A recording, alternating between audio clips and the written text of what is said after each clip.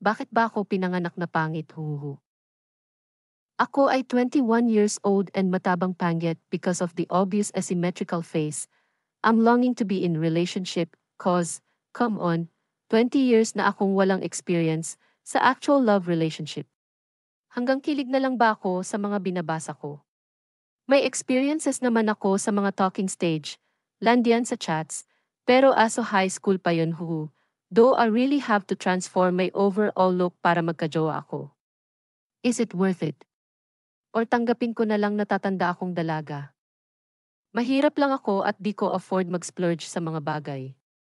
Baon ko lang kaya ko as of now, college life, pero, about me, lagi nakataas isang kilay, kasi nga asymmetrical, malaki at tabingi ilong, pangit ngipin puro sungki, di pantay mata, yung isa monolit, mataba, matangkad, na-intimidate yung mga pinsan kong lalaki, may bite marks sa arms, balbon, hanggang legs tapos medyo mahaba pa yung dulo parang sa lalaki, minsan nagstutter kapag nagsasalita, lalo na kapag excited or kabado, pangit. If may glow-up tips kayo please share. Pipilitin ko pag-ipunan di na ako kakain para pumayat din, di ko naman po pinapabayaan pag-aaral ko he. Currently a scholar, consistent deal, and running for magna cum laude.